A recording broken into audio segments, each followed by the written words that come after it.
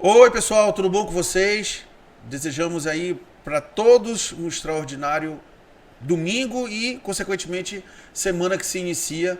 E não indo muito longe, nós estamos aqui com o episódio número 129 do nosso Circuito Empreendedor Podcast. E hoje, com a grata satisfação, além de receber novos parceiros e aqueles parceiros que já nos acompanham há bastante tempo, a volta de alguns deles e também poder aqui falar muito mais de empreendedorismo, de negócios, de mercado e de oportunidades para todos, desde os nossos seguidores, desde os nossos inscritos no canal e também os telespectadores aqui da TV Vitória. E hoje tá aí os convites para você seguir as redes sociais e também o nosso canal no YouTube, também para seguir as redes sociais e também da nossa TV Vitória. E hoje a gente está aqui para receber o jovem empreendedor, né, que eu tive a satisfação de conhecer no ano passado. E realmente o cara está decolando aqui, está fazendo um belíssimo trabalho, principalmente esse mercado aí de investimentos, desse mercado aí de a longo prazo. Muita gente está começando a mudar essa cultura, então a gente vai falar bastante sobre isso aqui com o Vitor Hugo Carvalho aqui da Invest Smart, que tem XP e que tem diversas outras carteiras aí e braços trabalhando dentro da empresa. Exato. Primeiramente, obrigado pelo convite, pela participação aqui. É uma honra estar participando no programa de vocês. Tenho certeza que nós vamos ter uma parceria ainda muito longeva.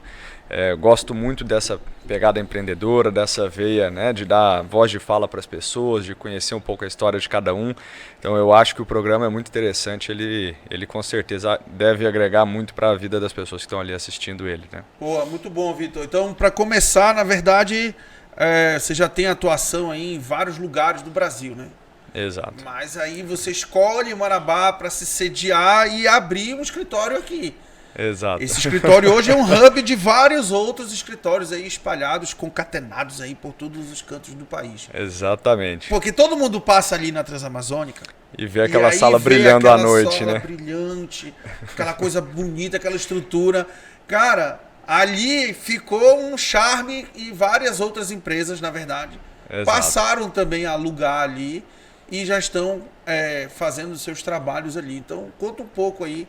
Quando a gente viu aquele prédio, a gente apaixonou, né? A gente já viu a pegada mais moderna que ele tinha, o point, né, bem estratégico ali, ligando duas partes da cidade, uma rota que antigamente era de mão única, ali todo mundo tinha que passar ali, não tinha outro caminho, né? Agora a gente tem a segunda ponte, mas quando a gente viu aquele lugar, a gente sabia que era ali que a gente ia montar o escritório e várias pessoas quiseram ir para lá também depois que viram a nossa estrutura, começaram a despertar para o interesse, né?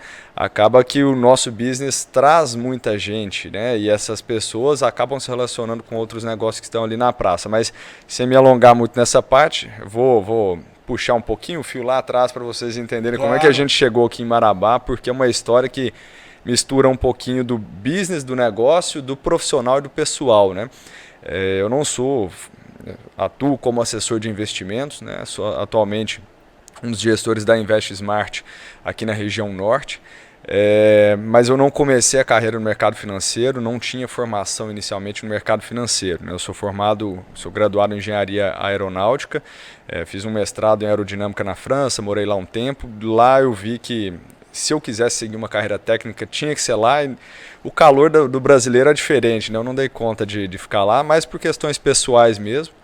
Voltei para o Brasil, comecei a trabalhar no Tribanco, que é um banco que inclusive tem atuação aqui no norte do país também, é um banco relacionado ao Atacado Martins, e comecei a me vincular um pouco mais com essa área financeira, e meu pai desde novinho me falava, meu filho, vai para essa área da engenharia que ela te abre muitas portas, e realmente o mercado financeiro ele gosta muito do engenheiro, né? Por conta da forma como a gente pensa, como a gente vê as coisas, né? Que a graduação abre muito a nossa mente nesse sentido.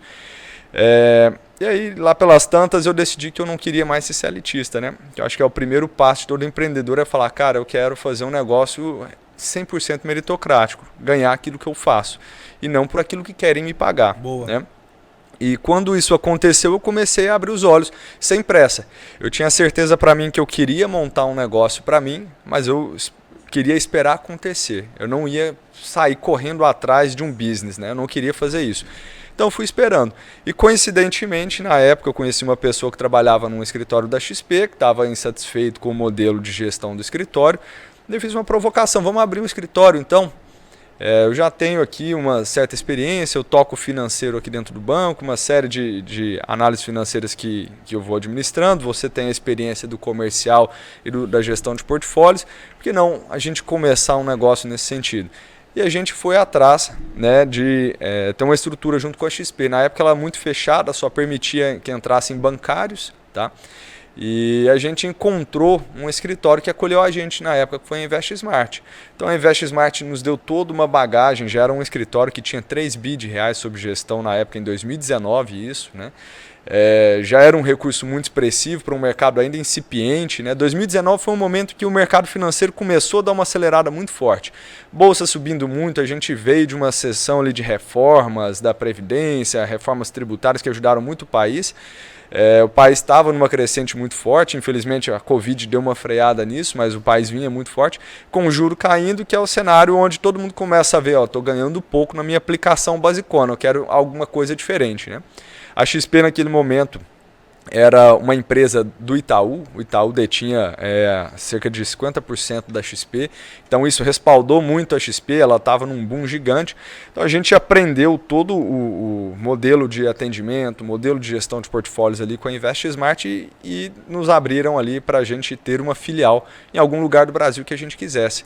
E na época, né, como eu tenho família, a família da minha esposa é de Marabá, eu comecei a olhar para o Pará. Eu já vinha muito aqui e todo mundo que é de fora e vem para cá tem essa mesma sensação de que Marabá é uma terra de muita oportunidade, assim como o restante do Pará, né?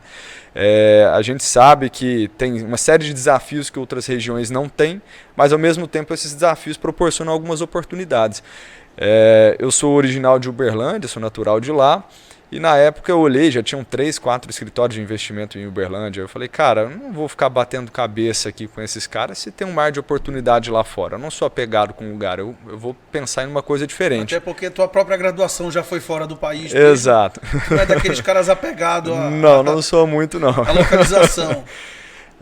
E aí na época a gente falou, não, mas espera aí, ir direto para Marabá eu acho que é um negócio muito arrojado ainda, é um negócio mais incipiente, a gente ir direto para o interior, vamos tentar a capital, né? A capital ainda tinha alguns escritórios locais, enquanto todas as outras capitais do sul e sudeste tinham escritórios gigantescos, lá só tinham unidades pequenas, né? Então a gente decidiu ir para lá. A gente foi para lá, tomou um corpo, ganhou uma expressividade muito grande dentro da Invest Smart. Nós temos hoje um escritório de 400 metros quadrados lá em Belém, que fica num casarão antigo da cidade, com 25 assessores atuando, né, já na estrutura do Pará. E aí foi quando a gente viu o negócio crescendo, a gente começou lá no comecinho de 2020, no começo de 2024 a gente falou, acho que é a hora de ir para Marabá, se a gente não for, alguém vai antes da gente. Todo mundo começou a olhar muito para a praça aqui, né? A gente tem o costume, que eu acho que todo empreendedor deveria ter, que é de olhar os números para tomar suas decisões. A gente, quando foi para Belém, entrou no site do IBGE para pesquisar a composição de renda, concentração de renda, conhecer a praça. Era uma praça que eu não conhecia. E eu fui ver que, por exemplo, a participação do mercado financeiro no PIB de Belém era 30% da média nacional. Ou seja, existe uma informalidade no mercado financeiro muito de lá grande, gigantesca, ou ele é subdesenvolvido. Tá? É um pouco dos dois. Quando a gente foi para lá, a gente foi em função desses dados, tá? Para trabalhar em cima disso. A mesma coisa em Marabá. Então a gente começou a olhar para a praça de Marabá, vendo alguns dados ali, o terceiro maior rebanho bovino do país está aqui hoje. A gente tem sede da JBS, da Vale. Parece pouca coisa, né? Mas 2 empresas dessas são capazes de carregar uma cidade tranquilamente, né? O volume de faturamento delas é absurdo. Então a gente começou a olhar isso com bons olhos.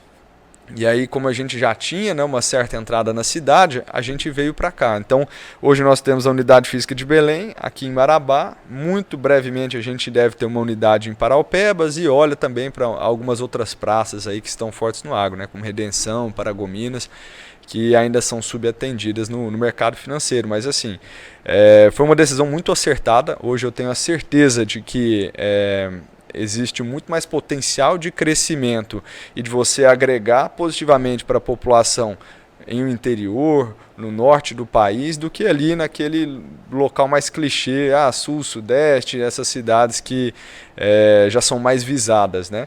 Por que eu digo isso? Por exemplo, em Uberlândia, na minha cidade, qualquer ramo que você vai atuar, você vai competir contra uma multinacional. Se eu sou uma trading que comercializa grãos, eu vou competir com uma multinacional. Se eu vou fazer a distribuição de alguma coisa, eu vou competir com um player nacional gigantesco. Então, à medida que eu vou para o interior, eu fujo um pouquinho desse negócio, né? Que a gente chama no mercado financeiro, quando a gente está avaliando o mercado de ações, a gente olha um pouquinho disso, que existe hoje uma tendência de consolidação de mercados, né? Então os grandes players vão comprando, adquirindo os pequenos players, tirando eles e consolidando o mercado deles. É o mercado que a gente chama de winner takes all, é quando um grande player ele toma aquele negócio inteiro. O JBS, né, fez isso aqui alguns né? anos atrás. Saiu comprando algumas plantas frigoríficas aqui, Redenção, Xinguara, Santana, Araguaia. E praticamente acho que só é a de Xinguara e aqui é de Marabá que está canalizada mesmo para funcionamento. Isso catalisa muito o crescimento, né? Imagina, uma empresa de fora chegar aqui para contratar, para abrir uma planta, para construir, ele perde tempo, ele tem que abrir mercado, então é muito mais fácil, apesar de ser um pouco mais caro a princípio, é você ir lá e adquirir alguém naquela praça, né? Então, por exemplo, a gente tem clientes lá em Belém que hoje já consideram deixar o seu negócio mais regular, mais bem estruturado, olhando para uma potencial aquisição no futuro. Tá? Aquele player grande que está já a nível nacional olhando para o norte, eventualmente vai querer adquirir ele. A gente tem aquelas frases, né, que a gente acompanha, hoje o Instagram de empreendedor ele é muito cheio de frases de efeito, né, que um negócio ele só pode ter 3 fins. Né? Ou ele vai ser vendido, ou ele vai ser herdado, ou ele vai quebrar. Em algum momento ele vai passar por uma dessas 3 opções, não tem como. Que seja então vendido ou herdado, né? Você tem que preparar para um dos dois. Então algumas pessoas já olham para isso, né? E aí você como empreendedor também tem que estar ligado para prestar esse tipo de serviço, seja Exatamente. na aquisição ou seja na parte de blindagem por conta de uma sucessão familiar. Exatamente. Que as é a questão pessoas de herança. Às vezes olham para o mercado de investimentos e pensam que é só aquela aplicação financeira. Às vezes olham para a XP nem isso, ainda pensam que lá a gente só tem coisas arriscadas, ações, né? Quando na verdade a XP, enquanto uma corretora de investimentos, ela é uma centralizadora de opções, né? Ao invés de ter uma conta em cada banco e procurar a melhor taxa de cada banco, eu posso simplesmente ir dentro da corretora que oferece títulos de vários bancos e através dela adquirir esses títulos, com a mesma taxa que eu teria dentro do banco, com a facilidade de ter tudo numa conta só, ao invés de ter 10 contas, né? 10 atendentes no banco ali fazendo meu atendimento, 10 pessoas diferentes me oferecendo coisas diferentes. Anteriormente era assim, e hoje veio para simplificar. Exato. Então, por isso que o nome da é Smart. Que vem essa simplificação. Isso. A corretora, ela centralizando assim, ela facilita muito a vida da pessoa. Só que assim, até 2020, 2021, o modelo de investimento ainda era muito pujante. De lá para cá, com essa alta dos juros, o mercado bancário voltou a ser um pouquinho competitivo, o cliente já começou a olhar e falou, não, independentemente de estar perdendo ou não para o CDI, eu estou ganhando 13% ao ano, né?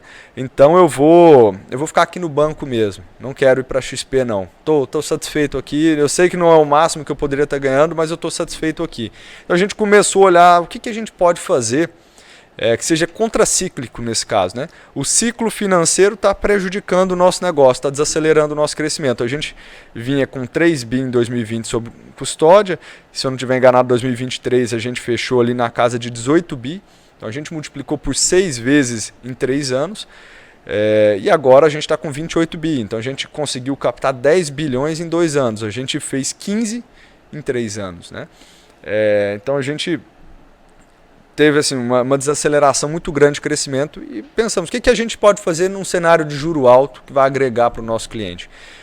Começar a trabalhar a vida financeira dele de maneira 360. Vou atender as outras demandas que não sejam só investimento. Como? Né? Trazendo informação e planejamento para ele. Então aquele cara que às vezes ia lá e comprava um imóvel à vista, quando na verdade fazia mais sentido eu ter financiado. Ou às vezes ele financiava quando fazia sentido ter um consórcio. Ou fazia um consórcio quando fazia sentido comprar à vista. Como é que eu faço, né, para ajudar essa pessoa? Eu tenho que fazer um atendimento, entender todas as demandas, etapas de planejamento, quais são os sonhos, projetos daquela pessoa, diagnosticar isso e falar, tá aqui, no nosso entendimento, se você seguir por esse caminho, investe tanto por mês, poupa isso durante tal período, faz um financiamento imobiliário em tal período que o juro provavelmente vai estar mais atrativo do que agora, segura mais um pouco, aluga agora, não, eu quero fazer um investimento numa máquina, peraí, faz sentido o retorno que isso está te dando? Isso aí vale o risco que você está tomando, era melhor ter seu dinheiro aplicado, né? Que é uma coisa que a gente vê também até que o próprio empreendedor não olha. Eu estou lá investindo no meu negócio, tá, mas qual que é o nível de retorno que ele me gera? O rendimento percentual do que eu tenho alocado mais o meu tempo é superior ao que eu teria colocando numa aplicação financeira que eu não tenho trabalho nenhum para ter esse rendimento. Então, toda vez que o juro sobe, eu preciso avaliar com mais cuidado as minhas alternativas. Com juro baixo, eu não estou perdendo nada. Por exemplo, se o juro hoje tivesse 2% ao ano, se eu não aplicar meu dinheiro, eu deixei de ganhar 2%. Tanto faz. 2% é bom, mas não é o que vai mudar a sua vida. Agora com o juro indo para 15%, que é a expectativa de juro para o final desse ano, se você não tiver com um bom rendimento, você está deixando de ganhar 15%. Já é algo que muda muito a sua vida, porque com 15% você mais do que dobra o seu dinheiro em 5 anos.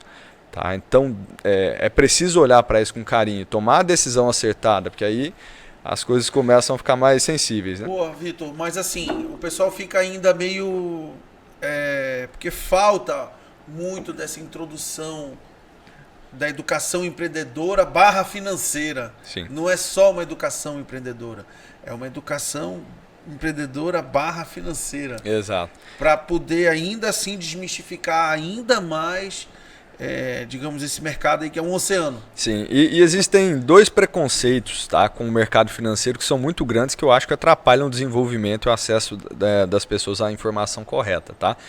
O primeiro deles advém da forma como as soluções de mercado financeiro eram oferecidas no banco. Né? Então o mercado bancário ele é altamente profissionalizado ali via metas, pressionado por mais resultado. Então às vezes a pessoa chega no banco para contratar um crédito, ela sai com uma capitalização, com o consórcio, com o crédito, com o seguro. Então assim, o cliente às vezes ele tem medo de vir até a gente e isso acontecer com ele. E estourou recente uma bomba agora no Banco do Brasil. Pessoal da Entre Safra, de uma associação, acho que no Mato Grosso, enfim, deu um estouro lá, porque simplesmente o pessoal, esse negócio de venda casada, chega Exato. lá na XP, não, eu quero isso aqui, aí o pessoal fica assim, não, mas peraí, eu vou ter que contratar XPTO e tal, não, é só isso aqui. Exato. Ponto final. Então, eu acho que esse é o primeiro preconceito, né? Lá nós trabalhamos com o que o cliente precisa. Que o próprio mercado acaba marginalizando Exatamente. o próprio mercado. Às vezes o produto está marginalizado pela forma como ele é ofertado, não porque ele é um produto ruim, é porque ele está sendo oferecido na hora errada. Eu dou um exemplo muito prático para os clientes, né? Se eu te perguntar, calça jeans é uma boa roupa ou não? Depende, para nadar ou para ir para a fazenda? Pois Exatamente. Os produtos financeiros são bons ou ruins? Depende. Para quê? Você está contratando no momento que deveria, né? Então, esse é o primeiro preconceito. O segundo preconceito é com a questão do custo. As pessoas às vezes deixam de conhecer por não saber como funciona a questão do custo do serviço financeiro, né? E eu acho que o modelo instituído pela XP ele foi muito interessante porque ela eliminou esses conflitos de interesse que vinham ali da oferta de metas, que o banco pressionava pelos produtos, e ao mesmo tempo ela estimulou a produtividade do assessor com uma remuneração variável que ela mesma paga. Então, por exemplo, um cliente, quando ele vai até o nosso escritório, ele não vai nos remunerar, ele não vai nos pagar nada. E se ele comprar um título de renda fixa dentro da XP ou aplicar no título de renda fixa lá do banco, ele pega exatamente a mesma taxa ou mais na XP. Tá? Só que a XP ela tem uma receita por estar distribuindo esse título, que uma fração dela é repassada para o assessor que atendeu o cliente. Então, assim, o cliente não paga nada para ter essa informação. Ele pode ir lá, sentar comigo, conhecer o mundo, fazer um diagnóstico, entender quais são os próximos passos ideais ali para a vida financeira dele e não pagar nada por isso. Então a pessoa deixa de usar um serviço que ela não vai ter custo e que pode auxiliar muito no planejamento dela, né? Mas aí o que está por trás é o diferencial na hora de atender esse cliente. Exato. Que é o que tu está falando. Porque aí ali você faz todo um levantamento, seja patrimonial, seja financeiro, exato, seja do que este já tem aplicado, do que este já tenha investido, enfim. Você faz um apanhado de tudo e dá uma orientação para essa pessoa. E aí, de maneira que é esse que é o diferencial, presumo. O que eu percebo, assim, até do ponto de vista profissional, que é muito satisfatório na nossa carreira, é que você está em constante evolução. Não são todos os problemas que vão aparecer ali que a gente vai estar apto a resolver de imediato. Mas, por exemplo, nós temos clientes, amigos ou parceiros de negócios que são bons advogados, contadores, que nos dão essa consultoria, né? Que nos auxiliam no processo de entendimento de algumas questões um pouco mais complexas que a gente não está apto a resolver. Em boa parte, isso acaba sendo centralizado em algumas pessoas no escritório, né? Então, por exemplo, eu fiz toda a trilha do CFP, que é a certificação de planejador financeiro, que é uma certificação de padrão nacional, onde a gente estuda a parte tributária, sucessória, de gestão de riscos, né? Tudo isso voltado para o mercado financeiro. Então, quando o cliente vem ali, eu estou preparado para atender ele em tudo. E aquilo que eu não estou, eu vou buscar o melhor parceiro para atender ele. Tá? Aquele que eu confio, que eu sei que vai oferecer um bom trabalho, porque o meu trabalho ele é vendido à base de confiança, né? Então, eu trabalho muito com esse propósito. Se o meu cliente saiu dali com um problema resolvido, eu saio feliz no final da reunião. Tá? Então, a nível profissional, né, por exemplo, eu trabalhar correndo atrás de uma meta, vendendo uma coisa que eu não concordo lá no banco, forçando um cliente a contratar de repente determinado produto que ele não gostaria, ou, putz, eu estou aqui oferecendo um negócio que eu acho que é verdadeiramente o melhor para o cliente, que eu sei que ele vai gostar disso, vai sair daqui e vai recomendar o meu trabalho. Esse cliente ele deixa de ser meu cliente, ele passa a ser meu amigo. A maior parte deles me manda mensagem, me conta quando troca de carro, quando nasce o filho, manda foto. Então, assim, você realmente... E além da indicação. E aí as coisas vão fluindo. Olha, fulano, eu comentei sobre o seu trabalho aqui com uma pessoa, posso passar o seu número? E aí o nosso trabalho vai crescendo. Então, o nosso trabalho hoje ele começa a crescer de forma orgânica por conta disso, né? Que eu acho que é muito bacana. E aí, assim, me dá mais uns 2 anos, a gente está em metade do Marabá lá dentro. Pois é. Tudo tá levando a crer nisso, porque hoje, essa concepção, hoje a gente tem uma concepção muito grande já de entendimento de investimentos, porque assim, sim, pô, tu tem um dinheiro ali, ou tu vai comprar um imóvel, ou tu vai investir no gado, que é uma das premissas aqui, né? Uhum. Ou então eu vou investir em terreno, em edificações, e etc. Você vê o mercado da construção civil aqui, não para. Muito é um negócio imparável. Uhum. E detalhe, não tem nenhuma verticalização, é tudo horizontal. Então imagina quando vier os empreendimentos verticais. Sim. A tamanha oportunidade que vai se criar, principalmente aí até para investidores. E à medida que a população vai se afastando do centro, né? Eu vou começar a ter cada vez mais uma lotação nessas vias que alimentam a cidade. Aí começa a deixar de ser interessante para fora. Aí é quando começa essa verticalização. Aí, cara, assim, o centro da cidade volta a ser uma oportunidade gigantesca, né? Tem algumas coisas até engraçadas que eu vejo. A gente tem uma área plana da cidade e a cidade cresce para uma área que é morrada ali, né? Toda ondulada. Verdade. E é um desafio aqui para a cidade, porque querendo ou não, ela é dividida praticamente em 5 cidades, né? Sim. Dentro.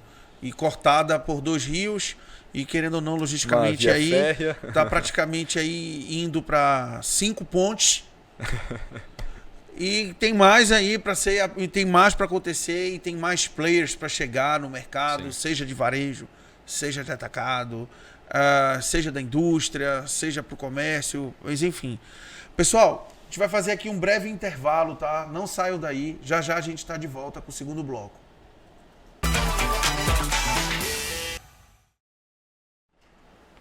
Oi, pessoal, então estamos de volta E agora a gente vai falar aqui bastante sobre holding, sucessão familiar e o que mais houver, principalmente da parte tributária, porque hoje, para aquelas pessoas que ainda não se atentaram, está vindo uma reforma, na verdade, ela já foi aprovada, ela já foi feita, e tem agora o prazo, está tendo agora os escalonamentos dessa reforma, e eles vão começar a partir de então.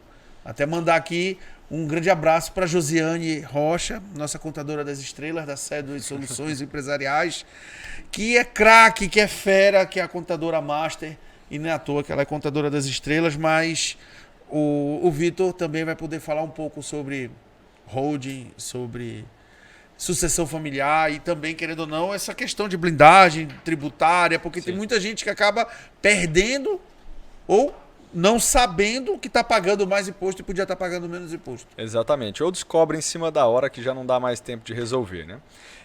O que a gente mais percebe durante os processos sucessórios é que a falta de planejamento, ela trava todo esse processo, ela onera ele, deixa ele mais caro, né?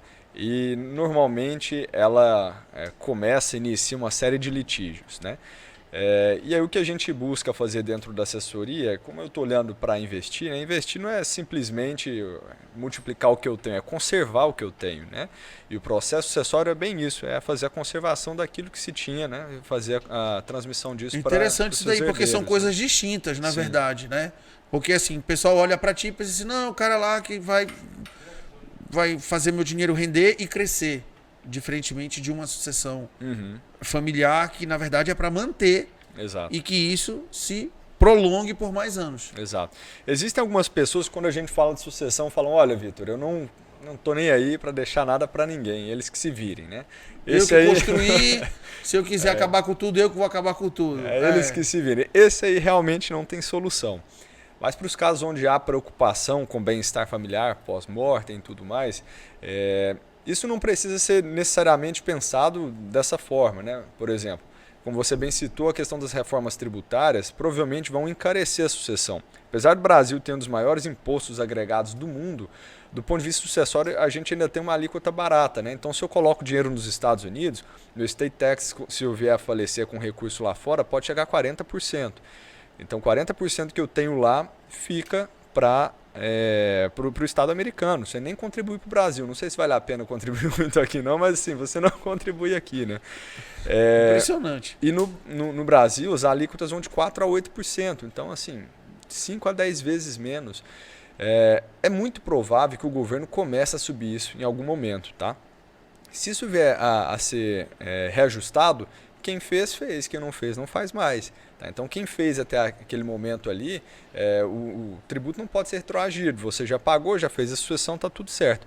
Então, quando você começa a fazer doações em vida, você se protege de uma potencial alta dos tributos lá na frente, que vai diluir o que você tem para pagar imposto, né? E você ainda pode resguardar para si o usufruto daqueles bens. Então, muitas pessoas acabam não adiantando esse processo sucessório por medo de perder os bens, dos filhos assumirem, né? Quando na verdade você pode escriturar isso da forma correta, de tal maneira que esses bens sejam inalienáveis, intransmissíveis, impenhoráveis. Então, os seus filhos que herdaram aquilo ali em vida não têm direito a consumir aquele recurso, você resguarda para si o usufruto, o direito de mexer naquilo ainda é seu, mas já é deles. Tá? Qual a segunda vantagem dessa antecipação? Eu falei, você vai acabar garantindo uma alíquota baixa de imposto hoje, mas também vai fazer a sucessão em cima, por exemplo, do valor de mercado atual dos bens. A tendência de tudo é sempre aumentar de valor no longo prazo. Então vamos dizer aí que se o seu patrimônio está multiplicando está lá, crescendo 15% ao ano, né, o valor de mercado dele, o que você vai pagar de imposto vai subir 15% ao ano também. Então, às vezes é melhor você antecipar, faz isso logo, já planeja isso, né? E quando a gente fala em planejar, eu posso fazer simplesmente uma sucessão na pessoa física fazendo a doação dos meus bens, ou eu posso fazer a famosa holding, né? Que é um termo bonito que criaram para montar uma empresa que vai deter meus bens. É isso. Tá? Então, a holding esse nome em inglês, né, com um jargão, ele às vezes deixa o negócio um pouco meio mistificado. Olha, é importante isso daí. É importante deixar essa dica pra galera. E não é esse negócio místico, né? A holding nada mais é do que uma empresa que detém seus bens. Você pode ter uma holding, uma empresa que detém seus bens imobilizados, uma holding financeira que detém suas aplicações financeiras. E esse planejamento contábil, como você bem citou, um contador, um tributarista, ele vai conseguir te auxiliar muito melhor a entender onde faz sentido eu colocar isso, né? Então, por exemplo, nós tivemos um cliente que há pouco tempo vendeu uma fazenda, um valor muito alto de recursos que entra nesse momento, e aí, obviamente, você tem que planejar para mitigar o tributo que você vai pagar, senão você vai pagar imposto de renda demais sobre o ganho de capital que você tem sobre uma fazenda comprada há 30, 40 anos atrás. Tá? Então você comprou a fazenda... A realidade era outra, o câmbio era outro, o dinheiro comprou a fazenda, era sei outro. lá, por 100 mil reais e vende ela por 40 milhões. E aí? É 40 milhões de ganho de capital praticamente. Né? Vai pagar uma alíquota de imposto de renda que vai beirar os 20%, negócio muito alto. Então, o planejamento parte do pressuposto de por onde eu vou transacionar essa venda para pagar menos imposto? Eu incorporo essa fazenda nessa PJ? Essa PJ ela tem que ser lucro presumido, lucro real? O que eu vou fazer com esse recurso depois que eu fizer a venda? Eu vou investir? Eu vou comprar outros imóveis? Tudo isso vai ajudar o tributarista e a gente a entender qual é a melhor estrutura para te atender. Então não existe uma receita de bolo, não adianta a pessoa procurar na internet como faz. Então, né? Boa essa de procurar na internet, porque hoje a gente vive num mundo imediatista. Exato. É uma geração louca aí que o pessoal quer tudo para ontem, qualquer coisa, não, vou dar um Google aqui e eu vou ver como é que faz. E realmente tem muita coisa boa na internet, mas tem muita porcaria também. Quando o pessoal fala de rede social, eu sempre falo, olha, toma cuidado, porque as pessoas na rede social não ganham dinheiro para te dar informação de qualidade, ganham dinheiro por engajamento. Elas querem que você esteja engajado, que você entre, que você fique chocado. Então eles querem provocar espanto o tempo todo. E nem sempre com informação verdadeira. Então se você entrar para olhar ali sobre fundos de investimento, por exemplo, na internet, vão falar um monte de bobeira sobre taxa de administração, por exemplo. Poxa, eu prefiro pagar 1% de taxa de administração ao ano num produto que me rende 14% líquido do que pagar meio num que me rende 10%. O que importa é quanto eu vou ganhar líquido. Tanto faz o que eu estou pagando. Assim, na minha cabeça, pelo menos, é assim. Né? E aí o influencer que já não tem mais o que fazer tem que inventar alguma coisa para chamar a atenção. Então a internet ela é perigosa nesse sentido. Tá? Ela está deixando todo mundo meio com o pé atrás com todo mundo. Todo mundo assim, não, aquele cara está querendo me enganar. Né? Então eu acho que... E isso só volta a corroborar, principalmente com a questão do atendimento lá na ponta. Exatamente. E para você verificar esse atendimento, você tem que perguntar, você tem que interagir, tem que se informar inicialmente para ter um conhecimento prévio. Né? Não tem como você ter dúvida de um negócio que você nem entendeu. Então, busque um pouco de informação, procure um profissional, ouça o que ele tem a te dizer, né? Vê se faz sentido, indaga ele, pergunta sobre outras opções, vê se só tem aquela ali que ele está te oferecendo. Se você não sentir confiança, né, procura um segundo profissional e ouve uma segunda opinião. E aí eu acho que isso vai dar uma facilidade para a pessoa. Mas esse tema da holding, cara, com certeza é algo que as pessoas tinham que se familiarizar um pouco mais. Tá? Hoje no país você consegue reduzir muito a tributação que você tem sobre seus bens, até em vida, nem só do ponto de vista sucessório. Né? Então, por exemplo, hoje se eu tiver imóveis na minha pessoa física, eu vou pagar um aluguel, um imposto de renda sobre o aluguel de 27,5%. Tá? A depender dos valores. Mas ali passou de R$5.000 a 27,5%, garantido. Enquanto numa PJ eu posso pagar de 6% a 11% a depender ali do KNAI, de como eu estou estruturando isso. Tá? E aí só para o pessoal entender mais uma vez, tudo é base de planejamento. Exatamente. Porque não adianta. Não tem como. Eu vou estar deixando de pagar o fisco, eu vou estar deixando de contribuir com o imposto. Não, isso tudo é um planejamento que tem justamente por conta desse... É o que eu costumo dizer, esse manicômio tributário que tem no país, né? Esse hospício de impostos, e que todo dia tem uma coisa nova. Eu vejo pessoal que tem empresa de varejo, eu falo, cara, esse cara eu tenho que tirar o chapéu para ele. Eu não sei nem como abrir um negócio desse. De tanto ainda mais o varejo, que é tanta coisa. Principalmente, bem lembrado, a questão do biscoito wafer com sonho de valsa. Uhum. Justamente, a interpretação mudou. Eu deixo de ter um biscoito, bombom por bombom conta vira um biscoito. Por causa do imposto X, e o biscoito é o imposto lá aqui embaixo.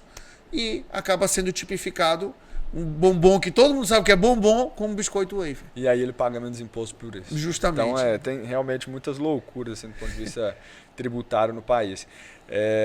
E aí, às vezes, as pessoas buscam soluções óbvias, assim. Vitor, qual o melhor investimento que você tem? Quero para ontem. Você quer ele com liquidez, sem liquidez? Sua preocupação é a inflação, é o dólar? O que você vai fazer com esse dinheiro depois? A mesma coisa para PJ, né? Eu vou criar uma holding. Qual a melhor estrutura? Lucro presumido, real, simples? Depende, o que você vai colocar dentro disso? Tudo tem que ser entendido, e às vezes as pessoas entendem que é um preciosismo, ou que a gente está tentando valorizar o negócio, mas é porque, assim, se você quiser alguém te venda fácil, né, você vai ser enganado. Isso... Vai para rede social para fazer fácil, né? Tá lá, é gratuito, de fácil acesso. Boa sorte. Exatamente. Eu fico vendo, às vezes, alguns clientes falam assim, Vitor, me mandaram essas taxas aqui, você tem melhor? Eu falei, mas te perguntaram se era isso que você precisava? O cara pega uma lista de CDB assim, ó, com várias taxas. Eu falei, cara, taxa melhor eu tenho, mas me explica o que você precisa que eu já te ajudo. Porque, pô, vai fazer investimento por conta de um print de WhatsApp? Pô. Não, pô, tem que levar... Realmente não é um negócio sério, porque de repente, não, poxa, eu vou começar aqui a investir. Aí tem lá, não, vamos começar com um pouquinho. E vai.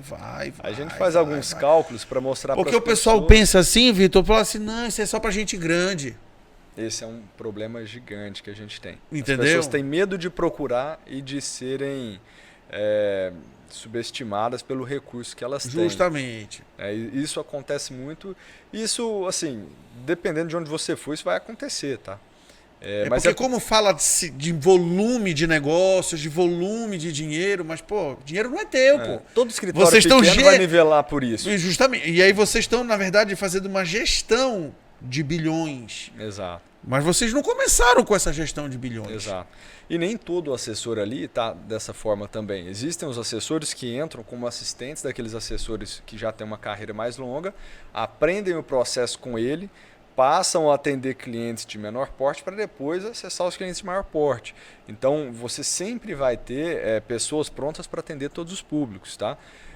Não porque o cliente de menor porte ele merece um atendimento menor, mas é porque o atendimento dele realmente vai ser mais simples. Ele demanda um pouco menos, né, do que o recurso Isso maior. na InvestSmart. Isso. Se eu pego escritórios menores, o que eles vão fazer? Eu só atendo o cara a partir de 300 mil, a partir de 500 mil, a partir de 1 milhão. Por quê? Não é porque esse cara é especializado no cliente de grande porte. Nada disso. É porque ele não tem braço suficiente para atender todo mundo. Então ele vai atender aquele cara que ele ganha mais com menos esforço. Então, à medida que eu tenho um escritório que tem 1.500 assessores credenciados no Brasil, 105 filiais, né, presentes em mais de 60 cidades, eu tenho braço para atender todo mundo. Nosso back-office em São Paulo e no Rio de Janeiro tem mais de 300 pessoas, cara. Então, assim, a gente tem braço para atender qualquer perfil de cliente. A gente está ali de portas abertas para atender realmente todos os clientes, né?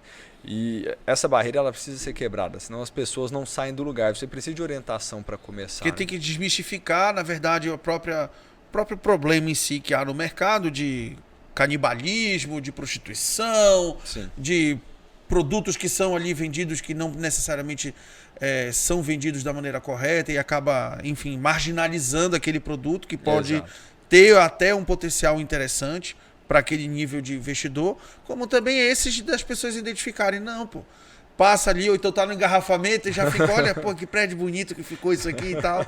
Aí tá lá e olha para vocês lá, aí pega assim, rapaz, mas isso aí não é para mim, não. É o problema da estrutura, às vezes, um pouco mais vistosa. Rapaz, eu não tenho nem roupa. Eu tava brincando aqui em off e falei, pô, bichão, eu tô até constrangido aqui, porque tamanho garbo aqui do homem. Aí eu falei, não, aí o cara passa lá, mas acontece isso. Mas a gente se veste assim, até às vezes em respeito ao dinheiro do cliente, né? Não, ele tá claro, ali com isso todo o faz recurso parte- dele, fazendo o planejamento da vida dele, eu preciso responder à altura, né? Mas se for algo casual, vai lá, Exato. tá lá. Não, porra, vou lá também, Não, vou pra não- fazenda, por Não exemplo. é muito essa ideia intimidatória, não. Sim, sim, a gente brincando aqui, mas querendo ou não, acaba que as pessoas olham assim, pô, mas XP, o pessoal pensa assim, não, é do Windows, XP, não, é dinheiro. Ah, tá, mas E o que isso, não é você- pra, isso não é pra mim, não, porra. É sim, é pra todo mundo, não é isso? E o que você comentou também me fez lembrar de um ponto importante, que as pessoas às vezes demoram a começar por achar que não tem o suficiente, né? Ou às vezes por displicência. A pessoa se dedica ali para ganhar seus 10, 15, 5, 20 mil reais por mês, mas chega um momento que o investimento dela já gera 2, 3, 4, 5 mil de rendimento por mês, aquilo equivale a 20% da renda que ela tem, ou se ela ganha 20 e poupa 5, e o investimento dela está rendendo 5, peraí, eu já tenho uma capacidade de aportar novos valores no meu investimento que é igual ao rendimento mensal que eu tenho. Meu investimento ele já é tão importante quanto o aporte mensal que eu faço, né? Eu preciso cuidar dele da mesma maneira que eu cuido da minha renda. E às vezes as pessoas cuidam de ganhar dinheiro e não cuidam de preservar ele. Eles estão tentando trazer mais dinheiro para dentro e não olham para o que já está ali dentro. Então, isso é algo que chama atenção. Quando a gente começa a fazer ali alguns cálculos, a gente faz projeções para os clientes terem noção de quanto eles vão ter em determinado período, se eles pouparem um valor recorrente, se eles tiverem essa disciplina durante tanto tempo buscando tal rendimento, onde é que ele vai chegar? Tem que ter uma meta, não ficar aquele negócio solto. Tem muita gente que precisa disso. Olha, quanto é que eu tenho que poupar todo mês para chegar nisso aqui, para eu me aposentar com 20 mil de renda por mês, Vitor? Então a gente vai fazer essas contas para dar um referencial para o cliente. E aí isso fica nítido, né? A pessoa começa a ver os valores, a importância. Eu começar com 100 mil reais e daqui a pouco eu estar com 1 milhão de reais, cara, esse 1 milhão ele vai te render 10 mil reais por mês. Ele vai te render 10% do que você tinha quando você começou. Em um ano, o rendimento da sua conta é maior do que o dinheiro que você tinha quando você começou. Então, assim, esses valores chamam muito a atenção. As pessoas precisam se atentar para isso e não podem minimizar essa importância, tá? Pô, bacana. Pessoal, vocês estão vendo aí que é muito feedback, muitos insights, muitas dicas pra lá de valiosas. Pô, muito bacana. E um ponto importante, tá? Que é a diversificação também. Tem muitas pessoas que falam assim, não, eu não invisto nisso aí, Vitor, eu invisto em gado. Não, Vitor, eu não aplico dinheiro, eu invisto em imóveis. Não, Vitor, eu não faço isso, só coloco dinheiro no meu negócio. Quando você vai investir, você nunca coloca dinheiro numa ação só, num título só. Você diversifica, porque se algo não for bem, você tem uma segurança maior. E aí a gente se depara com pessoas que colocam dinheiro em mercados cíclicos, que eles não têm a compreensão do ciclo completo, né, e colocam tudo que tem, porque viram alguém se dar bem com aquilo. Então, por exemplo, o mercado imobiliário ele é 100% cíclico. Pega qualquer empresa imobiliária da Bolsa no Brasil e avalia. Elas não crescem. É um movimento de onda, assim, ó. Ela sobe e ela desce para o mesmo ponto. Então, é cíclico. O mercado do agro, pega a arroba do boi, ela é cíclica. Não, Vitor, mas espera aí, a arroba do boi já foi R$100, hoje ela é 300. Tira a inflação. Aí vê seu ganho real. Ele é cíclico. Ele sobe, desce. Tudo é cíclico. E as pessoas normalmente seguiam por um movimento de manada, né? É muito mais confortável fazer quando todo mundo está fazendo.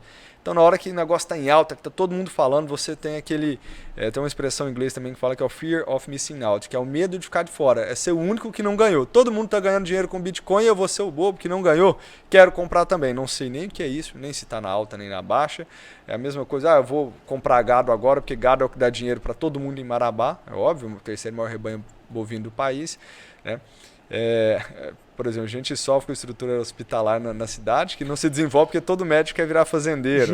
Justamente. Aí são vários outros pontos em segundo plano que acontecem. Exato. Mas essa diversificação é muito importante. Mesmo aquela pessoa que investe no agro, ela tem que ter um pouco de recurso financeiro, ela tem que ter uma blindagem, ela tem que ter recurso, por exemplo, no setor imobiliário. Você tem que diversificar para se blindar, porque quando um negócio está num ciclo ruim, o outro está no ciclo bom. E aí você tira a sua renda daqui para não sacrificar o que está num momento ruim. Né? Aquele cara que às vezes é forçado a vender o gado na seca porque ele foi apertado e ele precisava do dinheiro. Mas se ele tivesse diversificado o negócio, ele podia ter tirado o dinheiro de outro lugar, sustentado naquele período, ou de repente até aproveitar a oportunidade de compra de outros para comprar que então, deveriam estar na mesma situação dele, enfim. Isso aí é bastante interessante. Essa mais uma análise boa, inclusive, que você está deixando aqui. Essa questão da diversificação a gente chama muita atenção para ela. E a gente faz o papel ali também do algoz do próprio negócio. Né? Às vezes o cliente chega ali, ele está com tudo em aplicações financeiras. E a gente fala, já pensou em imobilizar uma parte do seu recurso também? Porque só recurso financeiro não é o ideal. Você tem a inflação da moeda, você tem o real se desvalorizando ali constantemente. Né? Então, $1 valia R$1 em 1994. Agora, $1 vale quase R$6. Né? Então, tudo que eu trazia dos Estados Unidos está 6 vezes mais caro.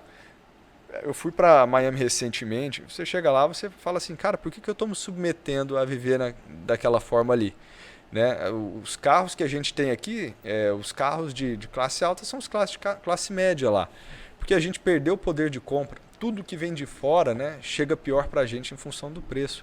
Então eu preciso, às vezes... Além da carga tributária. Além da carga tributária. Então eu preciso tirar um pouquinho do financeiro para me proteger dessa inflação. Né? Ter recurso fora, pensar em dolarizar, qual é o veículo correto para fazer isso, né? Que é um pouquinho do que a gente olha lá também. Pô, mas muito bom, viu, Vitor? Muito bom mesmo. Olha, quero agradecer aqui aos nossos novos parceiros, tá? Olha aqui, ó, New Office. Obrigado aqui por essa brilhante garrafa térmica aqui da Cavalete. Vocês podem ver aqui, ó. Eu já tô de Cavalete. O Vitor Hugo tá sentado numa Cavalete. Meu diretor Faria Júnior tá sentado numa Cavalete.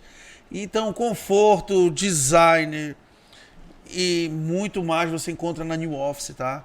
Muito obrigado, Thiago. Muito obrigado, Carlos Alberto. Em breve vocês também estarão aqui na bancada para contar essa brilhante trajetória aí de mais de 40 anos nesse segmento de imóveis, tá? Também quero o meu amigo aqui, Eduardo, da OC, que agora vai nos vestir aqui no podcast. Muito obrigado também, viu, Eduardo? Mandar aí um abraço para Marcela e para toda a equipe aí da OC, que fica ali na entrada do Amapá. Todo mundo passa ali e vê a árvorezinha, né? O trevozinho, ó, tá aqui, ó. OC. Tá? E também tem para mulher, que é a dona OC. É o OC para o homem e a dona OC para as mulheres. E aí eu quero lhe entregar aqui, ó, um presente da OC. Oh, bacana, obrigado. Tá? É um voucher. Eles estão pela cidade toda, né? A gente vê carro adesivado. Isso, boné, galera com camisa. Isso aí é realmente muito bacana. E o slogan dele, tudo que Deus faz é bom. Então, tá aí para você ter um voucher aí para você consumir lá na loja, tá? Um voucher de R$100. Maravilha. Faça bom proveito e depois avise lá pra gente. Isso aqui também é um voucher das Óticas Helena para depois você escolher um óculos. Poxa, esse vai vir a calhar. Tô com a lente já trincada aqui. Aí você vai lá, vai poder escolher o seu óculos, vai poder ver o laboratório aqui embaixo. O óculos fica pronto rapidinho aqui. O meu aqui que tá do lado hoje aqui. Dou um abraço aqui pro meu amigo Henrique Rocha, meu príncipe. Sucesso aí, já vai chegar em 50 lojas, viu? Caramba. As Óticas Helena, Pará e Maranhão. E o homem não para. Já não tá para. diversificando a geografia do negócio dele, viu? Ele é visionário. Se Já... parada errado, ele já tem loja no Maranhão. Já, e ele também já está diversificando também para outras frentes de atuação. Agora também está com a Vapt, que eles vendem teu carro até em 40 minutos. E em breve ele também está aí abrindo outras frentes de trabalho. Então, manda um abraço aí também pro Henrique. Sem deixar de falar da nossa cooperativa Cressol, que é a nossa mantenedora aqui do Circuito Empreendedor. A gente tem uma cooperativa de crédito, inclusive, no município, para justamente fomentar esses negócios. Não é a sede que fica em Belém, não é a sede que fica fora daqui. Local, não né? é só uma superintendência. Não, não, não. A gente tem a sede da cooperativa aqui. Então, para você, empreendedor, que está precisando dar um up aí no seu negócio, está querendo abrir, está querendo crescer, está precisando de capital, pô, procura o pessoal lá da Cressol, ali no Verdes Mares, tá? Na rotatória, eles estão dentro do Shopping Verdes Mares. Na rotatória do lado de cá, você tem essas cadeiras maravilhosas aqui da New Office, que vão fazer diferença também aí dentro do seu negócio e também, por que não, no home office, né? Porque hoje, no fim das contas, muita gente também está trabalhando em grande parte de casa, né? Então, deixar tuas considerações finais aí, até para agradecer essa sua disponibilidade desde já. Foi muito bom tê-lo aqui hoje. São dicas valiosíssimas. São essas mesmas dicas que você também emprega para com os seus clientes. A gente sabe disso. Muita gente, não é à toa desse sucesso, não é à toa dessa trajetória aí e desse rol de clientes que vocês têm ao longo desses anos. E por isso que, inclusive, a tua carreira também é de sucesso, porque não é fácil virar uma chave. Você estava se preparando para trabalhar numa área da engenharia que é extraordinária e que falta mão de obra no mundo inteiro. O empreendedor ele tem que ser tudo ou nada, né? E se você tiver tá hoje aqui muito bem, dominando todas essas possibilidades aí do mercado de investimentos, do mercado financeiro. Então, a gente só tem a agradecer por essa tua disponibilidade. Você me permite, eu queria deixar 2 convites aqui. Gostaria de convidar o pessoal que quiser conhecer o nosso trabalho, tá? Podem procurar Invest Smart Marabá ali no Google, pegar os nossos contatos, nossas páginas do Instagram, tá? Agendarem uma reunião, uma conversa, vão lá conhecer o nosso trabalho, começar o planejamento financeiro de investimentos de vocês. E para aquelas pessoas que se interessam também pela profissão, que gostam do mercado financeiro, que pensam em fazer uma migração de carreira, ou que já estão no setor e gostariam de trabalhar num modelo de trabalho um pouco diferente, quiserem conhecer, a gente vai divulgar no LinkedIn uma vaga de trabalho agora. Então a gente tem 3 vagas ali para assessores iniciantes no escritório, tá? E podem também entrar em contato com o nosso telefone que está ali no site, no Google, que a gente vai passar as informações sobre essas vagas também. Porra, fantástico ali, pessoal. Ainda tem oportunidade de emprego para quem aí está nos assistindo e se interessou por esse universo aí do mercado financeiro. O Vitor Hugo acabou de deixar aí, a gente que trabalha com agência de emprego, a gente também fica, bacana ali. Já sai do episódio cheio de dica, cheio de informações privilegiadas e agora uma oportunidade de emprego aí para todo mundo, querendo ou não. Né? Já vai vir um carnaval, aí o brasileiro tem esse péssimo hábito de que um ano ele passar. Só começa depois do carnaval. Pelo contrário, tá aqui, o Vitor Hugo já está deixando aqui uma oportunidade de emprego também para vocês. Já passe o carnaval, uma nova perspectiva profissional. Justamente. Então é isso, pessoal. Eu quero aqui agradecer em nome do meu diretor Faria Júnior aqui, mais uma vez a oportunidade de estarmos juntos aqui na TV Vitória gravando esse episódio. A todo mundo, eu peço que deixem seu like aqui no YouTube, deixem seus comentários e também compartilhe esse episódio aí com os seus amigos e com quem você acha interessante ouvir sobre essas dicas, principalmente do mercado financeiro, tá, pessoal? Agradecer também aos demais outros parceiros que estão conosco. Sem vocês, a gente não viabilizaria esse projeto que a gente já está indo para o episódio número 130. Então, em breve, até lá, numa próxima oportunidade aqui no Circuito Empreendedor Podcast. Um bom domingo a todos. Um grande abraço.